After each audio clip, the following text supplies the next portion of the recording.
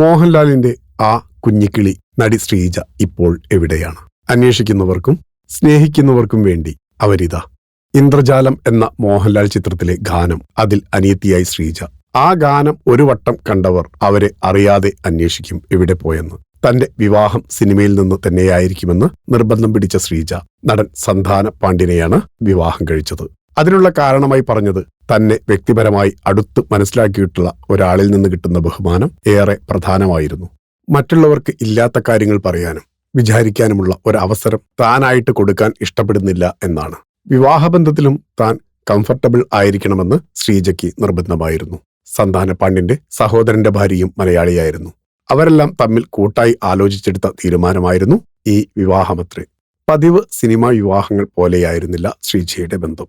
അവർ ഇന്നും നല്ല ഭാര്യയായും അമ്മയുമായി കുടുംബത്തോട് ചേർന്ന് നിൽക്കുന്നു. ഒരു മകനും മകളും ഉൾപ്പെടെ 2 കുട്ടികളുണ്ട്.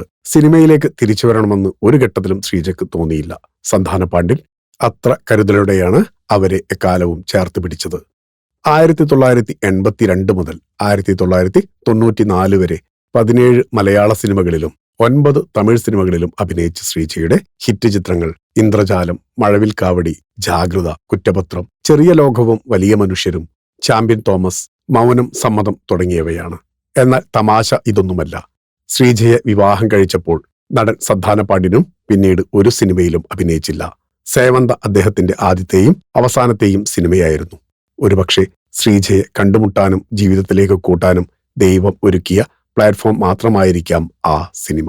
വിവാഹശേഷം കഴിഞ്ഞ 3 പതിറ്റാണ്ടായി ശ്രീജയെ ആരും കണ്ടിട്ടില്ല. കുടുംബം, സന്തോഷം ഇനിയും അങ്ങനെ തുടരട്ടെ. ഫിലിം കോട്ട്. നിങ്ങളുടെ കരുത്തിൽ ഞങ്ങൾ ഉയരുകയാണ്. സബ്സ്ക്രൈബേഴ്സ് 10 ലക്ഷം കടന്നിരിക്കുന്നു. സ്വർണ്ണ തളിക നേടാൻ സഹായിച്ചതിന് നന്ദി. നിങ്ങളും ബെൽബട്ടൺ അമർത്തോ. നല്ല വാർത്തകളുടെ നോട്ടിഫിക്കേഷൻ ഉടനെത്തും. വിശ്വസിച്ച് ഒപ്പം നിൽക്കുന്നവർക്ക് ഒരിക്കൽ കൂടി നന്ദി.